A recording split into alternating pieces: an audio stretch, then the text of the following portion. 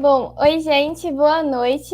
Como muita gente não me conhece aqui, o meu nome é Rafaela, eu sou do terceiro ano da Medicina da Unifesp e esse ano eu estou como presidente da Liga do Sono e junto com a diretoria, que é composta pela Fernanda e pelo Caio, e com as nossas preceptoras, a doutora Dalva, a doutora Érica e a doutora Lígia, nós organizamos esse curso introdutório da Liga, aberto ao público geral, para que todos possam conhecer um pouco melhor sobre o trabalho da nossa universidade com relação à medicina do sono.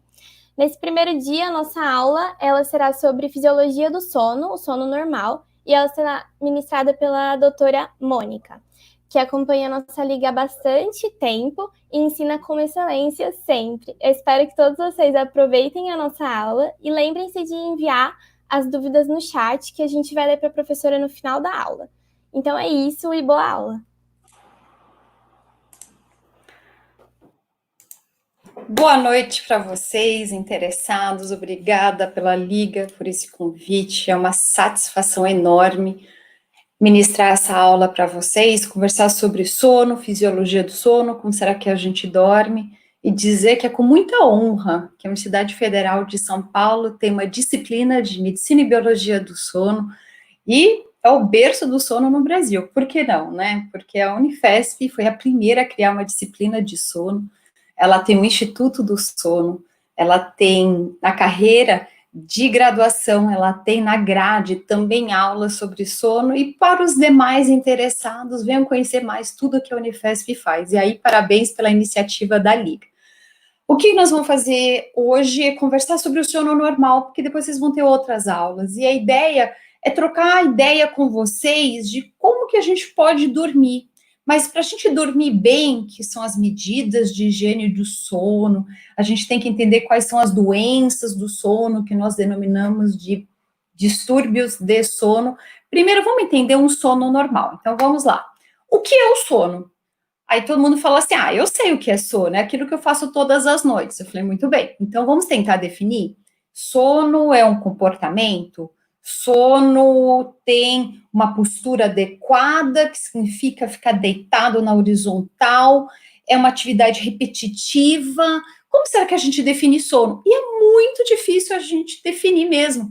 Até a revista Science, que é o sonho de todo cientista ter um artigo lá, ela mesmo, quando ela fez a edição de aniversário, 125 anos da revista Science, ela postulou 125 perguntas. 2 eram sobre sono. Ou seja, até os dias de hoje, 2020, a gente não sabe o que significa o sono. O que a gente consegue inferir é que é um comportamento repetitivo, acontece todas as noites, ele tem variáveis, ou seja, se eu tomar álcool, se eu não tomar álcool, se eu estiver estressado, se eu não tiver, se eu fizer medidas relaxantes, tem liberação de alguns hormônios, de alguns neurotransmissores, muito assim, é difícil da gente dizer sono é isso. Então, a gente realmente não consegue fazer uma definição completa. Mas o que é importante a gente entender é como ele acontece. Pelo menos isso a gente sabe dizer. Como será que acontecem os sonhos? Essa atividade tão interessante agora, nessa pandemia, todo mundo está falando, estou sonhando mais, estou tendo mais pesadelos. Tudo isso a gente tem uma variabilidade individual. O que significa isso? Nós somos pessoas, 7 bilhões no planeta, e cada um dorme de um jeito. A gente tem o que a gente chama de padronizada para todos. Mas eu aposto aqui que tem gente que fala assim, eu me satisfaço com 10 horas de sono. E uma outra pessoa está pensando, eu com 6 horas e meia já estou apta para começar meu dia. Tem aqueles que adoram acordar cedo, e tem aqueles que adoram a noite. Tudo isso faz parte dessa variabilidade interindividual. Então, vamos lá. Nós temos pessoas que conseguem dormir em qualquer lugar, até numa sala de aula, de graduação, por exemplo. Tem pessoas que precisam de um silêncio absoluto para conseguir iniciar seu sono, e também uma escuridão completa. Há pessoas que têm ronco durante a noite, e elas atrapalham quem está do lado, e quando levantam de manhã, acham que o sono delas foi perfeito, né? E nessa gama absurda de pessoas que a gente tem no planeta, a gente consegue reconhecer esses perfis diferentes. Mas antes da gente falar um pouquinho dessas variabilidades de cada um, vamos conhecer o que é um sono normal, que todo mundo deveria ter aqui. Então vamos lá. O sono tem dois grandes estados principais, que a gente chama de REM, que vem lá do inglês Rapid Eye Movements, ou seja, sono do movimento ocular rápido, ou movimentos oculares rápidos. Esse estado de sono REM a gente conhece porque é quando a gente sonha. Esse termo foi denominado pelos americanos na década de 50, quando o sono REM foi descoberto. E aí, o que eles fizeram? Aquilo que não era sono REM, eles chamaram de não REM. Olha só, então a gente tem REM e não REM. Dito isso, agora a gente vai fazer o seguinte: o REM, que são os sonhos, eles não são divididos, tá? Mas o não REM é em N1, N2 e N3. Conforme a gente vai evoluindo de N1, N2 para N3, a gente vai aprofundando esse sono. Se vocês quiserem ter uma visão bem fácil para entender, é assim: quando vocês deitam no sofá, chegam em casa, antigamente, né, do trabalho, da escola, da faculdade, e estava passando malhação, lá umas 6 horas da tarde. Vocês tiravam um cochilinho no sofá, N1, tá? Um cochilinho. Mas, ao levantar, jantar, estudar, olhar as redes sociais, ir para a internet, deitar na cama, vocês fariam N1, aí vocês evoluiriam para N2, que ocupa a maior parte da nossa noite, e na primeira parte, ou seja, nas primeiras 4 horas, a gente vai ter muito N3, que é sinônimo de sono de ondas lentas, ou ainda o famoso sono delta. Esse sono N3, ele tem uma lentificação cerebral, ou seja, minhas ações cerebrais, elas estão bem devagar. É uma fase mais inibitória do meu cérebro. Ele tenta recompor. Tenta imaginar uma faxina, é uma faxina que as pessoas passariam um aspirador de pó, tirariam, né, o que está de bagunça em cima dos cômodos, tudo isso para tentar organizar o meu cérebro. E na segunda parte da noite, essa faxina seria mais bem elaborada. É o que se acredita, mas como eu falei, a gente não sabe nem definir o que é sono, como que a gente vai ainda tentar classificar os sonos e suas características peculiares? Dito que nós temos REM e não REM, e o não REM é dividido em N1, N2 e N3, é importante a gente entender quantas vezes isso acontece numa noite. Tem 4 a 6 ciclos por noite, ou seja, uma pessoa que dorme em média 7 horas, ela vai ter esses 4 a 6 ciclos, ou seja, ela vai sonhar 4 a 6 vezes por noite. E é importante dizer também que para acontecer o primeiro episódio de sonho, leva-se aproximadamente 90 minutos. Aqui a gente tem um mapa do sono, que a gente chama de hipnograma. Então, se caísse na prova para vocês, como que chama o mapa, o estagiamento do sono? Vocês vão dizer hipnograma. E é isso que a gente faz nos laboratórios de sono. Aqui nós podemos observar uma noite de uma pessoa. Nas primeiras 4 horas, a gente vai chamar de sono essencial. Eu não estou dizendo para vocês só dormirem 4 horas, mas se um dia vocês tiverem que acordar de madrugada por qualquer atividade que seja, ou atividade profissional, ou uma prova, alguma coisa, pelo menos garantam 4 horas. Não é o ideal, de longe, mas pelo menos vocês vão ter um pouco de cada fase dessa estagiamento que eu comentei anterior. Então, dessas fases aqui, todas acontecem em 4 horas, mas não na quantidade ideal. Então, vamos lá, a gente vai ter uma latência, ou seja, um tempo para iniciar o sono de aproximadamente 10, 15, 20 minutos. Aí a pessoa adormece. Ela vai de N1 para N2, N3. Do N3, ela pode voltar, e normalmente ela volta para N2, ela vai para N1, aí ela pode se mexer na cama. Mexeu, é um despertar, certo? Ela virou. Aí ela volta para N1, N2, N2, N1, e ela fica oscilando nos estágios. Aí, o que vai acontecer? Nessas primeiras 4 horas, vai predominar o sono de ondas lentas e o estágio N2. Mas acontecem de 1 a 2 episódios de sono REM, ou seja, mesmo que de forma breve, ela sonha 1 a 2 vezes nas primeiras 4 horas. Como eu falei, não é o ideal, mas depois de 4 horas, ela tem, pelo menos nessas primeiras, ela tem uma pitada de cada um dos estágios. Dado 4 horas, muito bem, agora a gente entra no segundo bloco, que a gente chama de sono acessório, que aí vai predominar sono dos sonhos, o sono REM, que vocês estão vendo nessa figura aqui, por essas tarjas vermelhas. Cada tarja vermelha é um episódio de sonhos, que a gente pode ter vários sonhos dentro do mesmo episódio, ou seja, vocês podem sonhar com pandemia, com a descoberta de uma vacina, com o foguete indo para Marte, com uma inundação, com um jogo de futebol, tudo isso permeando o primeiro episódio de REM. Aí vem a pergunta: com o que eu sonho? A gente sonha com o nosso cotidiano. Por isso que eu falei pandemia, por isso que eu falei vacina. 99,9% do noticiário hoje é sobre coronavírus, SARS, Covid, pandemia, China, Brasil, Estados Unidos. A gente só tem informação sobre essa fase sem precedentes na nossa humanidade.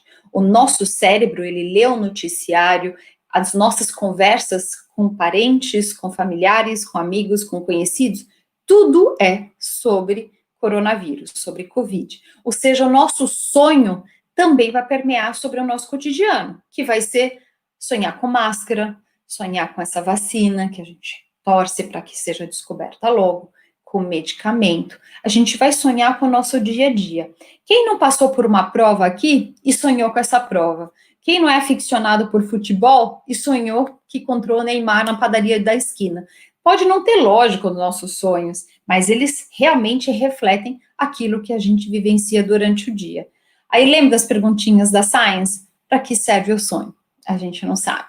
Acredita-se que seja uma reorganização do cérebro para a gente guardar as informações importantes e outras a gente acaba se livrando. Por exemplo, qual é a cor do tênis que estava o Neymar no sonho que eu tive semana passada? Essa informação não é importante, a gente acaba descartando mesmo, mas outras informações ficam.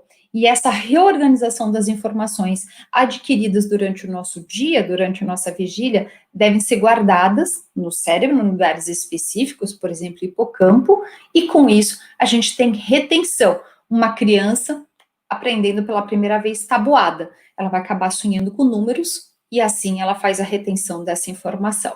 Aí vem uma segunda pergunta que muitos de vocês estão se fazendo: por que eu não lembro dos meus sonhos? A gente só lembra de um sonho se a gente acordar no meio ou no final dele. Depois de passado muito tempo, a gente não lembra mais. E realmente não faria sentido a gente guardar tanta essa informação. Pensa bem, a gente sonha 1 hora e meia por noite, distribuídos em 4 a 6 episódios. Por que meu cérebro deveria guardar 90 minutos de sonhos? Não faz sentido. Então, o que faz? Acaba jogando isso fora, essa informação do que a gente sonhou. Mas quando a informação tem um conteúdo muito forte, emocional, que dispara meu batimento cardíaco, por exemplo, sonhar que o avião caiu, acaba me fazendo acordar. E com esse acordar, eu me flagro dentro do sonho. E aí eu digo: estava sonhando que eu caí de avião, sonhei que o barco estava afundando, sonhei que estava entrando ladrão lá em casa. Essas informações dispararam uma série de atividades no meu corpo e com isso eu acabei acordando. A gente só vai lembrar então de um sonho se a gente acordar no meio ou no final dele. Muitas pessoas estão dizendo que nessa fase de pandemia elas estão sonhando demais. Na verdade, o sono está mais fragmentado pelo conteúdo dos sonhos e pelo nosso dia a dia, que está sob estresse. Com isso, a gente acaba acordando mais e lembrando mais dos nossos sonhos. Aqui, vamos lá lembrar? Então, a primeira parte da noite, as primeiras 4 horas, a gente chama de sono essencial. E as horas seguintes, que podem ser mais 1, mais 2, mais 3, mais 4, mais 5 horas, a gente chama de sono acessório. Como que é o sono ao longo da vida? Um bebê, quando nasce, ele dorme em média 16 a 18 horas em 24.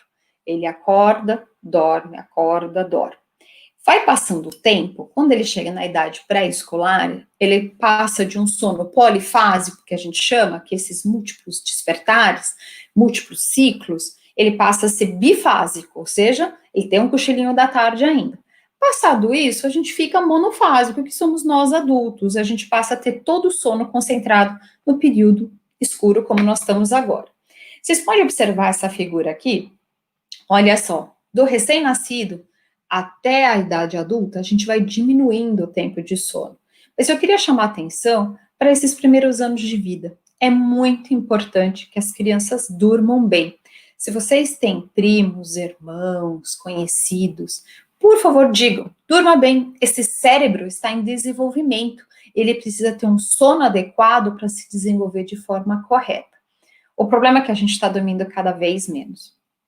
Agora, se a gente imaginar aqui, ó, 18 a 25 anos, adultos jovens, pode ser que tenha os pequenos e os grandes dormidores, mas, em média, a gente sugere dormir entre 7 e 9 horas, respeitadas as devidas diferenças. No avançar da idade, com o envelhecimento, a gente passa a dormir menos, mas pelo menos garantir 5 a 6 horas é muito importante. Aqui, como eu falei, é o sono monofásico na primeira linha. É a representação de um sono de um bebê, de um recém-nascido. Então, ele acorda, dorme, acorda, dorme, e nos intervalos ele mama, ele faz uma pequena interação com os familiares e volta a dormir. Isso ele faz múltiplas vezes, sono polifásico. E depois, até a idade pré-escolar, como eu falei, ele tem esse sono bifásico, da soneca da tarde. As pessoas perguntam, devo dormir à tarde? Depende. Porque tem uma pequena parcela de pessoas que acorda dessa soneca da tarde falando, tenho dor de cabeça. Essa queixa já é um indicativo que é melhor ela não dormir à tarde. Mas para aqueles que acordam bem, lembrar que essa soneca é de 20 a 30 minutos. Não é para ficar dormindo a tarde inteira, não. Por que acontece? Você está extraindo pontos do teu sono noturno. Ele vai começar à noite com menos pontos, ou seja, um sono com menos pressão. E é importante que a gente concentre todo esse sono à noite. Agora, em pandemia, é mais fácil ainda dormir à tarde. Pode? Lógico que pode. Lembrar, de 20 a 30 minutos. Agora, abre-se um parênteses. Se você tem insônia, se você tem dificuldade de iniciar seu sono, é melhor não dormir à noite, não dormir, perdão, à tarde, porque fica mais difícil de dormir à noite. E aqui, o sono monofásico no período adulto. Lembra que eu falei dos pequenos e dos grandes dormidores? Vamos lá. Pequenos dormidores são aqueles que dormem menos de 6 horas. Eles são assim. Eles se satisfazem com menos de 6 horas. Importante aqui não trocar a informação de dizer eu sou uma pequena dormidora porque eu só durmo 6 horas porque eu tenho uma atividade profissional que me impõe esse ritmo. É diferente. Essas pessoas que são pequenos dormidores, o que acontece? Elas não têm necessidade de mais e normalmente elas são assim a vida inteira. Raríssimas vezes que elas conseguem passar de mais de 6 horas. Tem pessoas até que se satisfazem com 5 horas e pouco. Vamos lá? É uma atividade voluntária da pessoa. Ela não consegue dormir mais do que isso. Tem pessoas que perguntam assim, Mônica, posso tentar dormir menos? Eu falo, mas por que você quer isso se sono é tão bom para o nosso corpo? O que você deveria fazer? Dormir na quantidade ideal de horas para cada um. E aqui nós temos as pessoas que precisam de mais de 9 horas. Vamos lá, não confundam com pessoas que de segunda a sexta trabalham e estudam e não conseguem dormir muito, e aí no sábado para domingo dormem 10 horas. Isso não é ser um grande dormidor. Grande dormidor é aquele que todos os dias, independente da atividade que faça, ele tem necessidade de dormir 9 a 10 horas, ou mais até. Importante frisar que, assim, essas pessoas grandes dormidoras, que, por exemplo, precisam de 10 horas de sono, se você tirar 1 hora delas, elas ficam com 9 horas. Elas já sentem as consequências dessa falta de sono, dessa privação de sono.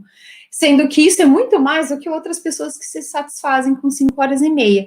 Temos que entender essa diferença individual entre cada um de nós.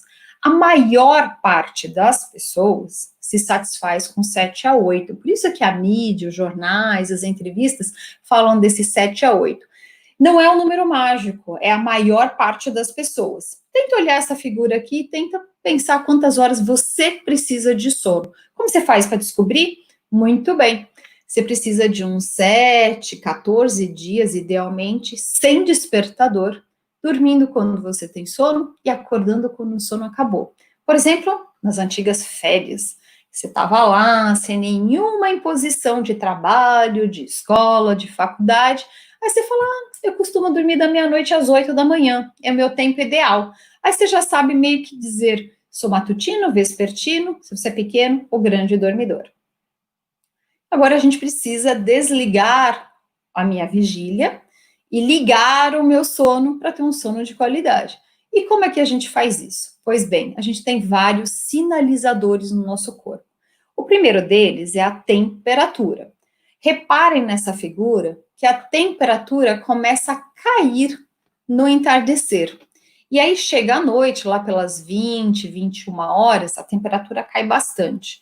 Temperatura corporal. Isso é um sinalizador para falar assim, tá na hora de chegar ao teu sono. Algumas pessoas realmente fazem uso dessa diminuição da temperatura e começam a ficar mais quietas, fazem um jantar com a família, um pouco de internet, computador, uma atividade aqui e acolá e vão dormir. Outras pessoas, 9 horas da noite, estão super despertas e elas não conseguem dormir tão cedo assim, que são os vespertinos. O que é importante? À noite, a temperatura sempre vai estar mais baixa. E a temperatura é um fator importantíssimo associado ao sono. Tem um outro momento do dia que a temperatura está baixa, que a gente chama aqui feito feijoada. O que significa isso? Tenta comer uma feijoada num sábado à tarde. O que acontece? Uma sonolência em todo mundo da família, todo mundo achando no sofá para dormir. Por quê? Uma refeição muito importante, copiosa, ela distende o jejum. E essa distensão faz cair ainda mais a temperatura, que já estava baixa. Todo mundo aqui, depois do almoço, vai ter uma redução de temperatura. Mas quanto maior for sua alimentação, maior é a queda de temperatura, induzindo mais facilmente o sono. Se você for pegar o carro, tome muito cuidado com essa janela de oportunidade de sono, porque você pode ficar mais sonolento, menos atento e ter acidentes neste horário. Além da temperatura baixa à noite, que me ajuda a dormir, eu tenho cortisol, que é o hormônio de estresse. O que a gente deve fazer à noite? Tudo relaxante. Nada de estresse, nada de DRs, nada de brigas, nada de assistir um filme de tiroteio, de estresse, de suspense, de atividades que você não consegue prever. Tudo isso excita o cérebro e libera esse hormônio de estresse. Imagina ser assaltado antes de dormir. Isso é muito complicado, porque aí eu tenho uma ativação simpática, o meu corpo não consegue lidar com aquele hormônio de estresse em demasia e dificulta meu início do sono. Na fase que nós estamos, eu estou tentando o tempo todo dessa aula fazer uma interface com a pandemia. Imagina só, deita na cama e você fala assim, vou assistir um noticiário, quantas mortes hoje? E é extremamente triste, da forma que estão sendo divulgados os dados, e ainda você vê quantas pessoas morreram no Brasil, quantos nos Estados Unidos, quantos na Europa. Aí você fala, Nova Zelândia zerou, será que isso vai acontecer no Brasil também? Vai, mas com esforço de todos. Essas preocupações que passam pela minha cabeça, será que vai dar certo? Será que vai ter uma vacina? Quantas mortes serão amanhã? Cada pessoas que a gente conhece aqui, um ente falecido. Olha só, nosso cérebro trabalha com essas notícias negativas, liberando esse hormônio de estresse. Ou seja, para as pessoas, o que elas deveriam fazer? Não ter acesso a informações negativas à noite. Deixar isso para de manhã. Agora, como eu falei, a gente tem as pessoas que, mesmo sendo 9 horas da noite, o cortisol está baixo, a temperatura está baixa, ela não está fazendo nem um programa que, né, seja ativador do cérebro dela, não está assistindo noticiário, mesmo assim ela não tem sono. São as pessoas de cronotipo vespertino, ou seja, pessoas que gostam da noite, pessoas que quando chega 10, 11 horas, falam, agora eu vou estudar, agora eu estou a fim de fazer um prato de comida, agora eu vou fazer um bolo. Completamente diferente dos matutinos, que acordam 5, 6, 7, 8 horas da manhã, animadíssimos para andar no Parque Ibirapuera, na época que o parque estava aberto, fazer academia, chegar cedo no trabalho. Esses são os matutinos.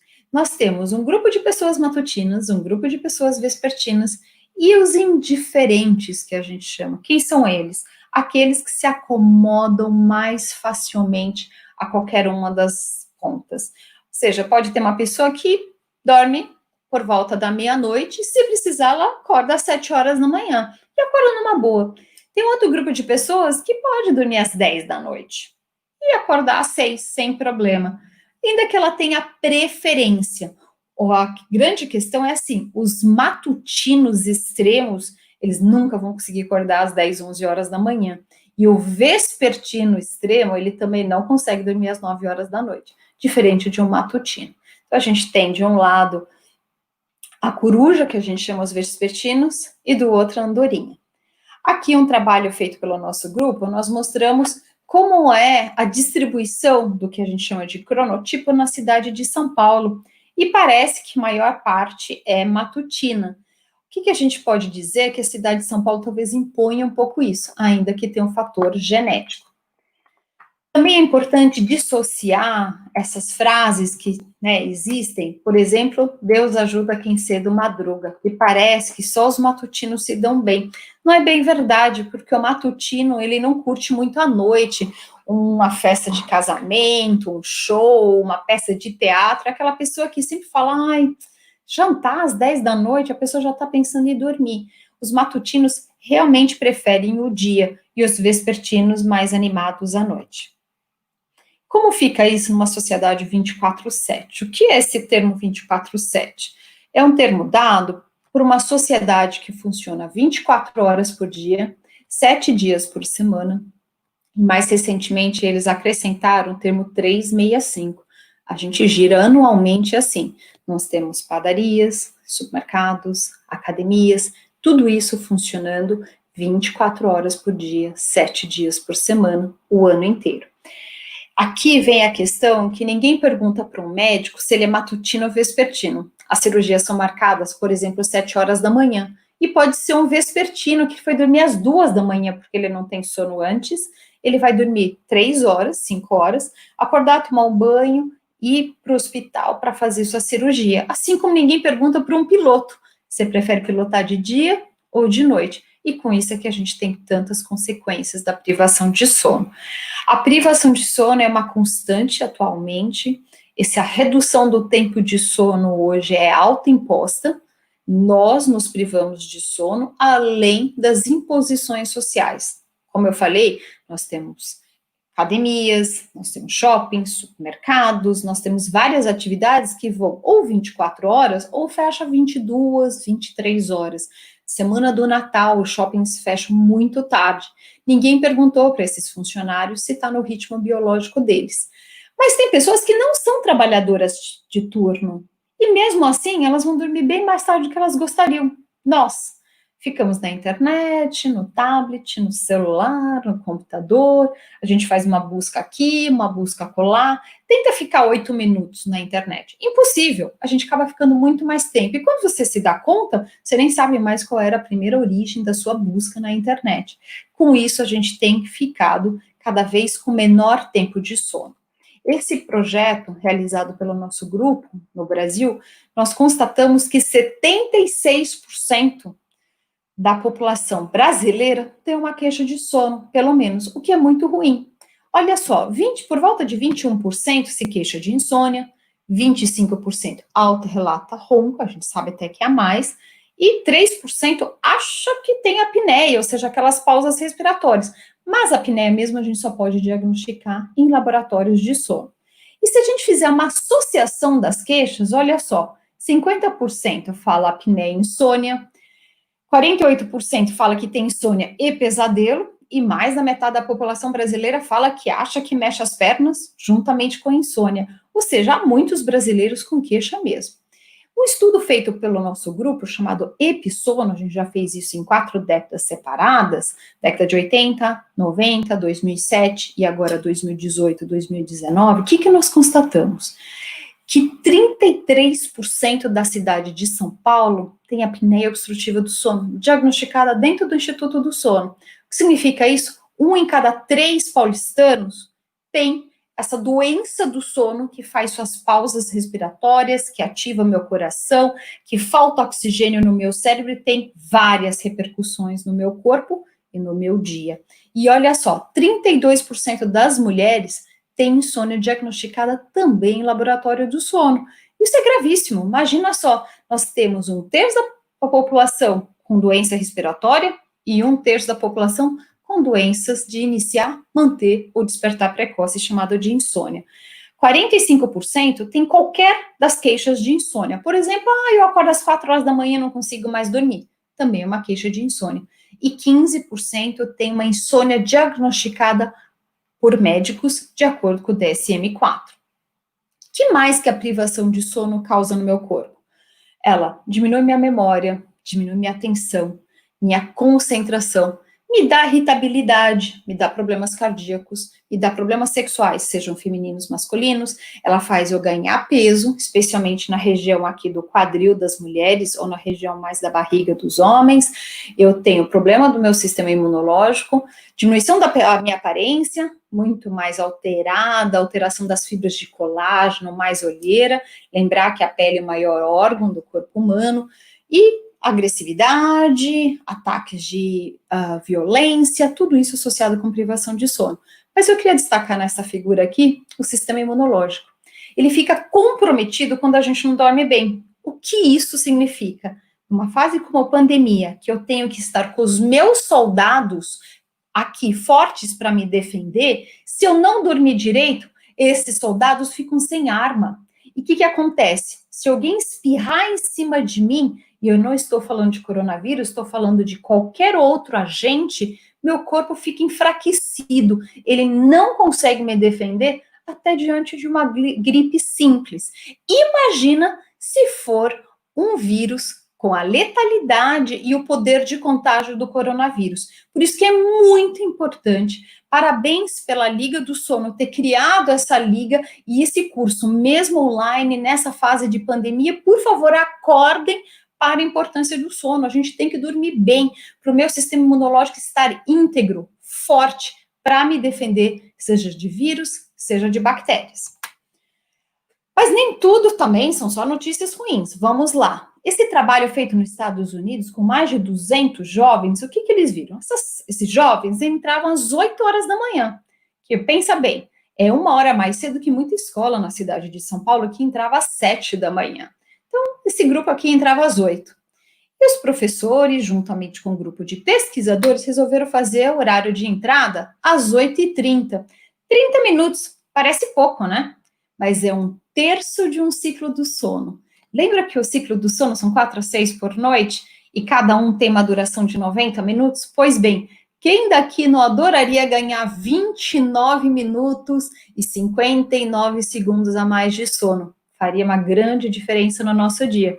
E essa escola fez isso. O horário de início, então, das aulas passou a ser meia hora depois. Olha, os jovens disseram, estamos nos sentindo mais alertas, temos menos sintomas de depressão.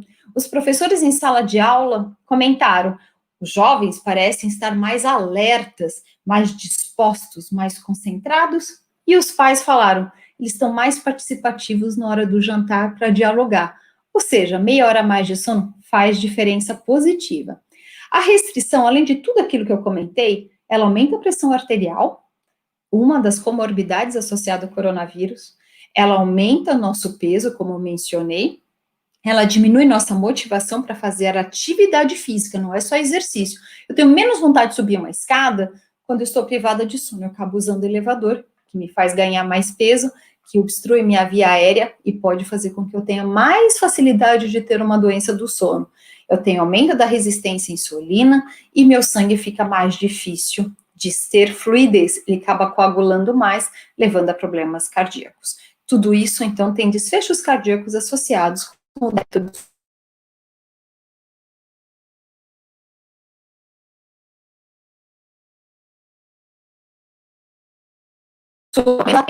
menos concentrado, o meu foco fica alterado. Eu tenho uma sonolência excessiva diurna que causa acidentes. Acredita-se, porque os números são imprecisos, mas pelo menos 50 mil pessoas morrem por ano no Brasil, todas associadas com essa sonolência. Tem também a participação do álcool, estradas ruins, mas quantos acidentes nós não observamos, infelizmente, um ônibus que cruza a pista às 4 horas da manhã e não tem nenhuma marca que o freio foi acionado. Com isso, o sono aumenta em 3 vezes o risco de um acidente a partir das 22 horas. Temos outros grandes desastres que aconteceram. Chernobyl, na década de 80, o Exxon Valdez também na década de 80, todos com associação de sono. No caso de Chernobyl, por mais de 20 minutos havia um disparo sonoro alertando que tinha vazamento de radiação. Mas parece que a equipe que estava trabalhando há 18 horas por muitos dias não estava atenta, talvez até dormindo a 1 hora da manhã, que foi quando houve a explosão. O que a gente pode fazer? Relevância, novas estratégias terapêuticas. E aqui eu queria abrir um convite para vocês. Vamos pensar sobre o nosso sono? Quantos dias faz que você está dormindo de forma regular? Como que é dormir de forma regular? Sempre no mesmo horário para dormir, sempre no mesmo horário para acordar. Aí alguém está pensando assim, Mônica, é impossível. Não, não é. Vamos lá, almoço. Que horas que vocês almoçam? Meio-dia, meio-dia e meia, 1 hora da tarde? Pois bem, tenta almoçar um dia às 8 da manhã, o outro dia à 1 da tarde. Na quarta-feira, 5 da tarde. Na quinta, às 7 horas da manhã. Na sexta, ao meio-dia. No sábado, eu pergunto para vocês, que horas vocês vão almoçar? O cérebro, o corpo não sabe. E aí ele fica na dúvida, é 7 da manhã ou 5 da tarde? Não sei o que fazer, então eu acho que vai ser às 5 da tarde e eu vou começar a disparar um monte de ácidos para fazer a digestão no meu almoço lá pelas 4h30, porque essa pessoa vai almoçar às 5. Naquele dia você resolve almoçar meio-dia. Vai cair um monte de comida nesse estômago sem nenhuma digestão apropriada. É isso que a gente faz com sono. Um belo dia a gente vai dormir às 3 da manhã, no outro dia a gente se sente com dor na consciência e fala, hoje eu vou dormir às 10. Das 10 até as 3 da manhã, olha só, 5 horas de diferença. No outro dia a gente fala, não, hoje é meia-noite. E no outro dia a gente não sabe porque a gente não consegue iniciar o sono. Porque o nosso cérebro precisa de regularidade. E com isso a gente não tem formação de radicais livres, ou seja, ferrugem para o nosso corpo. E os tratamentos são muito importantes. Nós temos o Dia Mundial do Sono, tanto no Brasil como no mundo inteiro, a gente comemora em março esse Dia do Sono, e aqui vão algumas dicas para vocês para ter uma boa noite de sono. Em primeiro lugar, regularidade que eu mencionei para vocês. Tentem manter uma constância, dormir aproximadamente no mesmo horário e acordar também em horários próximos. Você fala assim, mas na pandemia eu não consigo. Consegue sim, tenta manter. Mas a minha aula agora não existe, eu não estou tendo ensino remoto, não começou ainda. Coloca o despertador para um horário que você acha que não vai acordar com tanto sono e não vá dormir tão tarde. Tenta pegar a sua janela de oportunidade, aquele momento que você dorme melhor. Ambiente favorável, tenta evitar lugares com ruído, televisão, rádio, som, Spotify. Tenta diminuir o máximo de ruído, ou seja, o teu sono ser mais tranquilo. Luz artificial, essa luz aqui, ela bloqueia a liberação de um hormônio endógeno que a gente tem, que chama melatonina. A melatonina, ela é disparada no escurecer, não com o sono. Por isso que ela é o hormônio da noite, hormônio da escuridão, e não o hormônio do sono. Por que eu digo isso? Que não adianta você tomar melatonina achando que você vai dormir. A melatonina, como é o hormônio endógeno, e eu tenho ela simplesmente favorece a ocorrência do meu sono. Se você tiver uma notícia muito triste, infelizmente um ente querido está internado em estado grave com o coronavírus, não há melatonina que vai te fazer dormir. Aí você precisa de um indutor de sono, que eu tenho certeza que vocês vão ter algumas aulas sobre isso. A melatonina, ela só ajuda, só facilita a ocorrência do meu sono. Mas o que eu posso fazer para ter um sono bom e liberar mais melatonina? Ficar na escuridão. Chegou a noite, diminui a incidência de luz. Aí as pessoas falam assim, mas e meu celular? Eu tenho que tomar cuidado com a luz? Sim, mas mais importante do que essa luz emanada pelo meu celular, que ela emana essa luz nos meus olhos, isso não é grave. Sabe o que é grave? É a atividade interativa que meu celular faz. Na hora que eu estou com o meu celular na cama, você pode colocar luz âmbar, diminuir a incidência da luz, mas sabe o que realmente atrapalha meu sono? Eu fazer uma pergunta, em milésimos de segundo eu tenho uma resposta. Essa resposta vinda da internet, ela gratifica meu cérebro e me faz querer fazer uma outra pergunta. E com isso eu tenho um estímulo do meu cérebro que afasta o meu sono. Por isso que o mais grave do celular não é a luz, é a atividade interativa. Dito isso, vamos tentar diminuir a incidência de luz à noite, que já vai auxiliar a nossa início do sono. Cafés e bebidas estimulantes. Chás com cafeína, o próprio café, refrigerantes à base de cola, todas essas bebidas são estimulantes. Para aquelas pessoas sensíveis, é melhor não tomar do entardecer para frente. Bebidas alcoólicas, elas diminuem ou suprimem os sonhos. Quando a gente fala assim, acordei de ressaca, na verdade, tomou muito álcool e o álcool suprime o sono REM. Aquela noite você não sonhou e o sono fica sem qualidade. E aí, evite problemas na hora de dormir. É muito importante, então, a gente afastar tudo que é estímulo adverso no início do sono. E aí, como que eu faço agora nessa pandemia para dormir melhor? Tomar cuidado com o noticiário. Eu, no caso, vejo o noticiário de manhã, eu leio 4 jornais de manhã, depois eu não leio mais. Eventualmente, a não ser que tenha alguma notícia mais bombástica à tarde, mas eu não vou conferir estatísticas à noite, porque isso realmente me preocupa, se a gente vai ter a segunda onda e por aí vai. Então, assim, como eu realmente me preocupo com esse noticiário, eu sei que à noite eu não posso olhar. O que mais que eu posso fazer? Tomar um banho quente, tomar um chá descafeinado, um copo de leite, conversar com familiares, ouvir uma música que me agrada. Pode ser rock, pode ser MPB, pode ser bossa nova, mas é importante uma música que me agrada. Há pessoas que fazem uma oração, tem pessoas que fazem meditação, mindfulness, pessoas que conversam com alguém que eles gostam muito, manda uma mensagem para a pessoa que você ama e por aí vai. Importante que à noite a gente realmente tenha uma harmonia entre a mente e a nossa fisiologia, proporcionando um sono de qualidade. E aí, para terminar, o que é importante a gente entender é que nós temos várias medidas de higiene do sono, seja fazer meditação, seja fazer atividade física nos horários regulares, mas todo o nosso sono, ele tem que acontecer de forma adequada. Ele acontecendo de forma adequada, eu falto menos na faculdade, eu vou ter menos distúrbios de sono, eu vou ter menos risco de acidentes, ou seja, as minhas repercussões na sociedade são menores.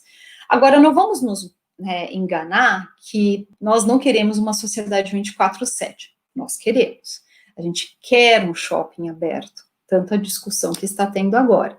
Nós queremos um show antes, nós queremos um cinema, nós queremos um teatro, nós queremos pegar o avião na hora que nos satisfaz. Ou seja, nós somos uma sociedade que tem um grupo de pessoas que tem que trabalhar para servir as nossas vontades, que é ter um avião às 3 da manhã, é ter um restaurante aberto, sem contar os profissionais da área de saúde, que agora, por exemplo, estão trabalhando fortemente ali na linha de frente do coronavírus.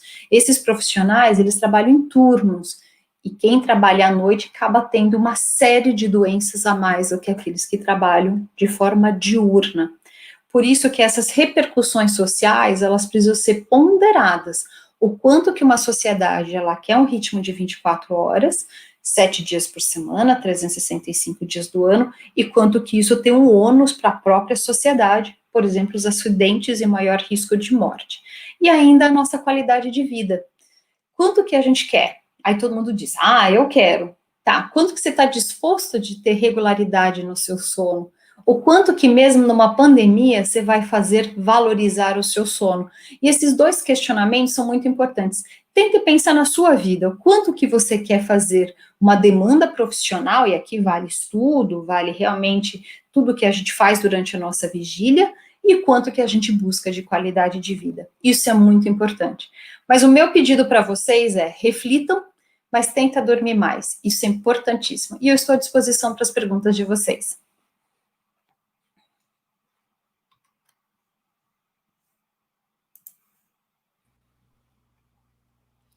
Oi, professora. Obrigada pela aula. Todo mundo adorou bastante. Os comentários foram bem positivos. A gente separou algumas das dúvidas aqui, foram bastantes, são mais relacionadas às coisas que não foram mencionadas e que o pessoal tem curiosidade. Então, a gente vai começar aqui com uma pergunta do Johan. Ele perguntou se é obrigatório sonhar durante o sono REM. Johan, não vou nem dizer que é obrigatório, porque a gente sempre sonha no sono REM. Pode acontecer de escapar uns episódios de sono REM fora deste momento de 4 a 6 vezes por noite. E não são nem pesadelos, são sonhos que a gente chama de bizarros e fora de hora, não deveriam ter acontecido fora do REM. Majoritariamente, 99% dos sonhos acontecem durante o REM. É ali que acontece tudo. Só para você ter uma noção, quando eu estou sonhando, eu mexo os meus olhos, porque isso vem o nome, né, Rapid Eye Movements, eu tenho atonia muscular, ou seja, eu tenho um relaxamento da minha musculatura. Para quê? Para eu não fazer o meu sonho. Imagina se eu sonho que eu estou jogando bola, e eu vou lá e eu chuto quem está do lado da cama. É muito importante que isso não aconteça. Então, o que eu vou ter? O relaxamento da musculatura, eu vou ter uma alteração da minha frequência respiratória, e a gente consegue perceber quando uma pessoa está sonhando. Para quem não dorme do lado de alguém, veja um cachorro, veja um gato, veja um bebezinho, vocês vão ver, eles mexem a orelha, eles fazem até umas mioclonias com as patas, eles chegam até a dar umas latidinhos, e os bebês, você consegue até ver a mãe falar, acho que ele está sonhando comigo, porque ele está sorrindo. Na verdade, é um reflexo do bebê de tanto mamar. O que é importante dizer é que a gente sonha majoritariamente durante o REM. A segunda pergunta também foi relacionada a isso, acho que a senhora acabou respondendo mais ou menos. A Olivia perguntou se é possível sonhar durante a fase N3. Foi isso que eu respondi antes, Olivia. Não acontece esses sonhos fora do REM. É muito raro isso. A gente sonha sempre durante o REM. O sono de ondas lentas, particularmente, ele não cabe no REM, porque o REM é rápido. O sono de ondas lentas, que é sinônimo de N3, é o mais lento do nosso cérebro. Não dá para você ter um carro que está em N3 andando a 10 quilômetros por hora e querer uma pessoa dentro do carro andar a 200 quilômetros por hora, que isso é meu cérebro sonhando. Uma coisa importante para todos vocês, meu cérebro sonhando é tão ativo quanto eu falando com vocês agora. A vigília e o sono REM, eles têm a mesma ativação cortical, ou seja, é muito forte sonhar. Imagina a força que meu cérebro tem que fazer e quantas áreas eu tenho que envolver para sonhar que eu ganhei na loteria, que eu comprei uma ilha, comprei um avião, que eu achei a descoberta do coronavírus. Olha quantas coisas a gente viaja durante um sonho. E para isso eu preciso de várias substâncias, vários lugares, fazendo uma ativação muito grande. Fora isso, eu tenho que parar os meus músculos para eu não sair andando aí pilotando, por exemplo, se eu estiver sonhando que eu estou de avião. Por isso que é incompatível sonhar durante o N3. Às vezes escapa alguns defeitinhos, né? Nossa noite de sono, às vezes, não é tão perfeita assim. Mas, vamos dizer, 99% dos sonhos acontecem durante o REM. A Daniele perguntou por que algumas pessoas se queixam de dor de cabeça ao dormir à tarde. Daniele, essa sua opinião, esse comentário é muito frequente. Dizem por aí que mais ou menos 10 a 12% das pessoas se queixam de enxaqueca ao acordar de um cochilo vespertino. O que a gente pode dizer? Parece que essas pessoas têm uma dificuldade com esse sono da tarde. Minha sugestão, acordou com dor de cabeça, não dorme à tarde. Realmente tem uma parcela de pessoas que não se dá bem. Para o restante, uma sonequinha de 20 a 30 minutos faz muito bem, desde que não tire a sua força de iniciar o sono noturno. A Olivia, professora, perguntou fisiologicamente o que exatamente causa essa pressão pelo sono. Pena que eu não consigo mostrar aqui para vocês, né? Que eu teria que compartilhar um vídeo, mas eu tenho um bebezinho sonhando num vídeo que mostra o que é resistir contra o sono. Você já teve isso, Olivia? Numa sala de aula que você fica olhando, aí você olha, o professor se jura de pé junto que você não quer dormir na frente do professor e você vai fazendo isso. Toda vez que a minha cabeça cai, eu tô em relaxamento da musculatura. E esse sono é mais forte que você vai ouvindo o professor, às vezes um filme, às vezes um namorado do teu lado, e você não quer dormir, e você tenta resistir. Isso a gente chama de pressão para o início do sono, ou pressão do sono, que é essa vontade que é mais forte que você. Acontece no caminhão, acontece no avião, acontece no sofá, acontece no cinema, acontece numa festa, acontece às vezes em lugares que a gente não quer. Quando a gente pode, a gente gostaria que ele acontecesse na cama, no horário certo. Para algumas pessoas, elas têm dificuldade de iniciar o sono. Por quê? A pressão é baixa. Tem que estar tudo perfeito. A luz reduzida, o som zerado, não pode ter briga familiar, a temperatura do quarto, pijaminha, não pode ter nada, nem a luzinha do TV a cabo. Se tiver qualquer coisa, atrapalha o sono delas, ou seja, a pressão é baixa. Para outras pessoas, é luz acesa, é uma banda de rock no vizinho, é uma live da Ivete Sangalo no outro vizinho e a pessoa dorme, ou seja, a pressão é alta. Vamos traduzir pressão por facilidade de induzir o sono. A Letícia perguntou, professora, se a senhora poderia comentar um pouco sobre sonhos lúcidos. Sonhos lúcidos. É um tema mais recente, faz alguns anos, tem pesquisadores estudando sonhos lúcidos.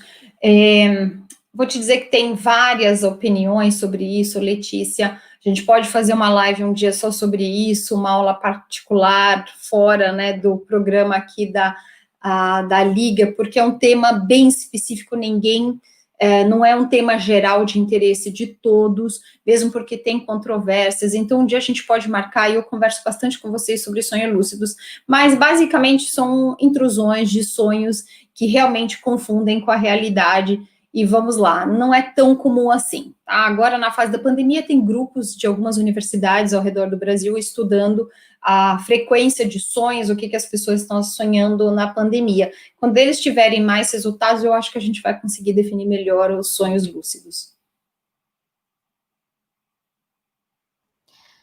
A Natália Caetano perguntou se teria como acostumar o corpo a um estilo de cronotipo diferente do seu natural. Natália, adorei sua foto. Não, a resposta é não dá para se acostumar, não. Se você é uma pessoa matutina como eu, não adianta. Você pode ir num casamento antigamente, né? Você pode ficar aqui estudando, trabalhando até 1h da manhã. Não adianta, você vai acordar cedo. E você tenta ficar na cama, mas não dá. Você é uma pessoa da manhã. Se você é uma pessoa vespertina também, não adianta achar que você um dia vai acordar matutino. Eu tenho uma conhecida que ela adora fazer cupcake. Ela começa a fazer cupcake às 10h30 da noite. Às 10h30 da noite eu já tô virando quase um legume, uma abóbora, tô indo dormir. Ou seja, são pessoas do dia, são pessoas da noite. Eu tenho uma conhecida que quando ela casou, ela falou assim, nossa, Mônica, eu não consigo montar a cozinha do apartamento novo, porque o marceneiro, ele fecha sábado às 2h da tarde. Ela acordava sábado às 2h da tarde. São pessoas que são vespertinas. A gente não se acostuma, Natália. O único favorecimento que eu posso te dizer é que a gente começa com um sono de 16 a 18 horas e ele vai reduzindo.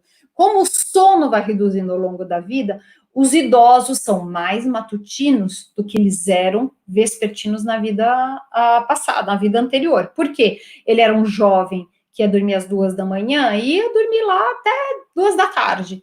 Agora ele é um idoso, ele não consegue mais dormir às 2h da manhã, ele acaba dormindo às 10 da noite, acordando mais cedo, tá? Pela redução do tempo de sono. Mas quem é matutino vai ser, quem é vespertino vai ser, sim, para o resto da vida.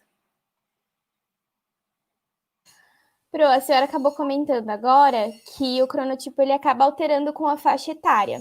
A Rafaela Bassetti, ela perguntou se ele pode alterar ao longo da vida com algum transtorno mental, como, por exemplo, a ansiedade. Na verdade é assim, vamos corrigir. O cronotipo não muda ao longo da vida. O que acontece, uma pessoa vespertina, ela reduz o tempo de sono. Então, em vez dela dormir às 2h da manhã, e o que eu falei, por ser jovem, dormir mais tempo, ela dormiria até, por exemplo, meio-dia, 2h da tarde, 10, 12 horas de sono, como com 65 anos, por exemplo, ela vai dormir 8 horas somente, ou 7 horas, ela acaba acordando mais cedo, mas não porque ela é matutina. Ela continua gostando da noite, mas ela tem menos tempo de sono. O número de horas é reduzido. A ansiedade é uma outra condição que se sobrepõe ao meu cronotipo. Por exemplo, eu sou uma pessoa vespertina, eu gostava de dormir às 2h da manhã e eu gostava de acordar às 10h da manhã. O que faz minha ansiedade? Não deixar mais eu dormir às 2h da manhã. Eu acabo pegando no sono só às 4h da manhã e com isso eu acabo dormindo até um pouco mais tarde. Ou ainda pode acontecer da minha ansiedade ser tão forte que além de postergar meu horário de início do sono, me fazer acordar mais cedo. Por exemplo, nessa pandemia, muitas pessoas falaram, estou me sentindo ansiosa, eu não consigo mais ter um sono consolidado.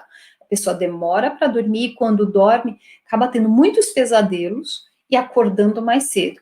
Rafaela, o cronotipo não é alterado pela ansiedade. A ansiedade é um período transitório que deve ser conversado com psicólogos, com psiquiatras, ser tratado, e o cronotipo está embutido em cada um de nós, é determinação genética, tá? Passando a ansiedade, a gente volta a recuperar o cronotipo como ele era anteriormente. A Laura Ferreira perguntou por que certas pessoas, mesmo dormindo o tempo que elas consideram suficiente para elas, acordam de mau humor. Em seguida, ela Ah, também perguntou por que dar pequenos cochilos ao longo do dia, tipo de 15 minutos, pode dar a sensação de relaxamento. tá, vamos lá. Primeiro de mau humor. Se alguém um dia descobrir, acho que é prêmio Nobel, né? Porque vai lidar com essas pessoas mal-humoradas de manhã. Tem um grupo de pessoas que precisava dormir 9 horas. Elas dormem 7. Estão devendo 120 minutos, 2 horas. Complicado. Elas acordam insatisfeitas com seu padrão de sono, com seu tempo de sono, amaldiçoando toda a humanidade por causa disso. Então vamos lá. Se alguém aqui é parte desse time, vamos dormir mais cedo e vamos poupar a Terceira Guerra Mundial dentro das casas, especialmente nessa pandemia que todo mundo tem que coabitar o mesmo espaço. Mau humor, às vezes, está associado com essa redução de tempo de sono e esse sono adequado. Mas tem pessoas que dormem bem, colchão maravilhoso, tentaram meditar antes de início do sono, não tiveram pesadelos, dormiram tudo que elas precisavam, não tem nenhum dos 80 distúrbios de sono e adivinha lá o que acontece, mesmo assim acordam de mau humor. A ciência ainda está para descobrir por que essas pessoas que dormiram de forma regular e adequada têm mau humor. A segunda pergunta, qual que era, Rafaela? Ela pergunta por que ao dar pequenos cochilos ao longo Ah, do sim. dia, como 15 minutos, ela se sente relaxada. Foi a Laura que fez essa pergunta? Isso, foi a Laura. Laura, idealmente a gente não deve fazer esses cochilinhos no plural ao longo do dia. A gente deveria ter esse cochilo, se adequado, se não acordar com dor de cabeça, na hora do almoço, assim que acabar de almoçar, lembra, por 20, no máximo 30 minutos. Nessa pandemia, vou perdoar aí uns 40 minutos, tá? Mas é não mais do que isso. Agora, várias vezes 15, 20 minutos não faz sentido, porque você está tirando do sono noturno. Por que eu acordo relaxada? Simplesmente porque eu saí, por exemplo, dessa tela de computador com um monte de atividades remotas, reuniões, aulas, situações, né? As pessoas estão com ansiedade alta e tudo mais. Eu me afasto, eu fico aqui, eu relaxo uns minutos, chego até a dar uma cochiladinha e aí eu volto melhor. Mas em vez de dormir, relaxa, que é diferente. Você pode fechar os olhos, meditar, fazer uma oração, você pode fazer polichinelo, você pode fazer abdominal, você pode até cozinha, dar um abraço no familiar, se inteirar do que está acontecendo e voltar. Isso também ajuda a relaxar. O ideal não é fazer esses cochilos de forma fragmentada. Ele realmente vai tirar do sono noturno. E também, se está sendo necessário vários cochilos ao longo do dia, é sinal que o sono noturno não está de qualidade. Vamos combinar? O sono noturno, monofásico, uma fase, ele é um tesouro. A gente não deve tentar lapidar esse tesouro, não, tá? A gente deve deixar ele diamante para a noite. A próxima pergunta, professora, é da Gabriela Rodrigues, e ela pergunta se a senhora pode comentar o quanto que a atividade física noturna influencia no sono, tanto positiva como negativamente. Gabriela, alguns anos atrás, a gente aconselhava não fazer atividade física à noite. Isso caiu um pouco por terra pelas últimas pesquisas. Ainda não há um consenso na literatura, mas as pesquisas muito mais recentes, inclusive compartilhados pelo nosso grupo de pesquisa, sugerem que a atividade física não deveria ser feita antes do início do sono. Isso não significa que eu não posso fazer atividade física à noite. Eu posso, mas eu devia esperar algumas horas até adormecer. Algumas pessoas dizem que fazem atividade física e dormem até melhor. Enquanto o time está ganhando, continue fazendo. Foi para a esteira, suou, relaxou, tomou um banho, pôs pijaminha e dormiu, tá ótimo assim? Fica. Agora, para outras pessoas, vão para a esteira, fazem atividade física, pode ser musculação, pode ser o tênis, pode ser o esporte que for. O que faz o exercício? Aumenta a temperatura. Lembra? Temperatura elevada é o contrário de sono, porque a redução de temperatura facilitava o nosso sono. Como o exercício e a atividade física aumentam a temperatura, afasta o início do sono, muitas pessoas se queixam. Por isso que é importante encontrar o ideal de cada um de nós. Se você é um grupo de pessoa que faz, por exemplo, pilates à noite, fica bem? Faz. Se você é um grupo de pessoas que faz qualquer atividade física, até uma caminhada, e isso demora a fazer você dormir, melhor começar mais cedo essa atividade física. Idealmente, a gente fala na hora do almoço, no começo da tarde, no meio da manhã, para os matutinos cedo, mas o importante é que o sono não seja comprometido, e sim, ele ganhe com a atividade física. Pro, agora falando sobre a mudança de temperatura corporal após as refeições, o Johan perguntou se existe alguma justificativa sobre a distensão do jejum causar a queda da temperatura. Então vamos lá, Johan. A temperatura sempre vai cair na hora do almoço. Isso é um resquício do sono polifásico lá do recém-nascido. A gente tinha sono polifásico quando a gente nasceu e isso vai perpetuar para a minha vida toda. Então, além de eu ter uma redução de temperatura na hora do almoço, se eu distender o jejum, eu tenho uma vasodilatação e eu tenho sangue indo para lá para fazer essa digestão. Com isso, eu diminuo a temperatura, favorecendo ainda mais o meu sono. Por isso que a gente chama de efeito feijoada. Mas poderia ser efeito galinhada, podia ser o efeito churrasco. Comeu muito, vai dar sonolência. Se você for ficar em casa, como nós estamos agora, distanciamento social, ok. Pegar um carro, nem pensar. Pilotar um avião, nem pensar. Fazer uma atividade que exige muita atividade cerebral, melhor não. O Natan perguntou qual a causa da mudança de fase durante o sono. Boa pergunta, Natan. A gente não sabe. Que tem até hoje, registrando por polissonografia, ou seja, registro de múltiplas variáveis durante o sono, e com a polissonografia a gente faz o hipnograma, que é o mapa do sono. A gente sabe que a fase que mais predomina é o N2, a gente sabe que os neurônios se agrupam, ficam mais inibitórios e acontece o N3, o som de ondas lentas, depois eles ascendem, ficam hiperativos e acontece o REM, aí desativa e vai para o N2, aí vai até para o N3, aí fica N2, N3, N2, N3, aí vem mais um episódio de ativação que é o REM, e depois, segunda parte da noite, lembra o sono acessório? Um monte de REM, né, totalizando 1h30 de REM. Como acontece tudo isso, a gente não sabe. O que acontece todas as noites, ele se repete. Mas se eu tomar mais álcool, eu vou ter menos REM. Se eu tiver mais ansiosa, eu vou ter, por exemplo, menos N2, N3. A gente não sabe ainda essas particularidades do sono. Agora a pergunta da Mariana Ribeiro. Existe a possibilidade da cafeína ou outra bebida estimulante não fazerem efeito sobre o sono em algumas pessoas?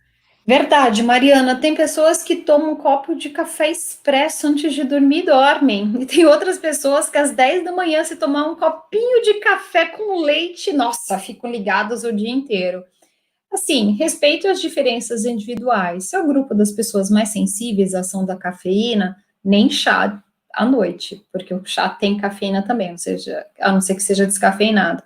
Para as pessoas que até podem tomar um cafezinho depois do jantar, eu conheço algumas que jantou, tomam um cafezinho como se fosse aperitivo da sobremesa e dormem. De novo, o time que está ganhando a gente não mexe. Enquanto estiver tomando café e dormindo, deixa assim. Mas conselho de amiga do sono, é melhor a gente não tomar nada estimulante para o meu cérebro à noite, especialmente em fase de pandemia. Agora a gente vai fazer a última pergunta da Rafaela Bassetti. Para se lembrar dos sonhos, você precisa necessariamente acordar após o sono REM com ativação simpática? Não precisa da ativação simpática, Rafaela, mas acordou durante um sonho ou no finalzinho dele, a gente vai lembrar. Quer ver? Vou te fazer um convite. A partir de agora, Tenta pensar quando você acordar, você fala, eu estava sonhando com isso. Às vezes a gente vai até o banheiro de madrugada e você fala, eu sonhei com aquela pessoa, por que eu sonhei com ela? Não faz tempo que eu não encontro com ela. Por algum motivo, o teu cérebro resgatou aquela informação. Aí de manhã você acorda e fala, nossa, de madrugada eu fui no banheiro, eu lembro que eu sonhei com uma pessoa que até fazia tempo que eu não pensava nela. Quem era mesmo aquela pessoa? A gente só vai lembrar de um sonho no meio ou no final dele. Mas como vão vir outros sonhos, a gente acaba sobrepondo essas memórias e jogando elas fora. De novo, não tem por que ficar lembrando 90 minutos por noite, se a gente está dormindo bem, né? Para as pessoas que estão dormindo pouco, não chega a ser 90, não. 7 dias por semana, 4 semanas do mês, 360. Tenta imaginar quantas horas a gente sonha por noite. E a gente deveria sonhar mesmo, né? E na nossa vida inteira. Lembrar que o sonho dá bem-estar físico e psicológico. Uma pessoa que não sonha, porque ela deita às 9 horas da noite e tem que acordar às 3 para trabalhar, ela é uma pessoa privada de sonhos. É mais fácil ter depressão nas pessoas que não dormem direito. Então tá bom, professora. Obrigada por responder as nossas perguntas. Obrigada também pela aula. E eu queria dar um recado final para o pessoal que está assistindo. Algumas perguntas a gente não conseguiu responder todas, porque foram muitas perguntas realmente e não ia caber na aula. E também a gente vai ter outras aulas no curso em que elas se encaixam melhor. E aí, depois, caso essa questão permanecer, façam de novo os comentários no chat que a gente responde nas aulas. Durante o nosso ciclo de aulas da Liga mesmo, a gente pretende realizar outras atividades online abertas ao público que vão se encaixar melhor nessas perguntas feitas. Por exemplo, com relação a medicamentos usados para o tratamento de pessoas que têm distúrbios do sono e tudo mais. Então, a gente vai abordar isso em outras aulas. Fiquem tranquilos que as suas perguntas vão ser sanadas. Então, mais uma vez, obrigada, professora, e obrigada a todo mundo pela presença no curso hoje. Não se esqueçam de assinar o Forms, que foi enviado no chat para vocês conseguirem a presença, e ele vai ficar aberto por apenas 1 hora. Então, eu espero vocês na aula de amanhã. Obrigada. Querida Liga, querida Rafaela, Caio, Fernanda, obrigada pelo convite novamente. E eu convido todo mundo a pensar melhor no seu sono para valorizar o seu sistema imunológico nessa fase difícil. Boa noite de sono para todos. Tchau, tchau.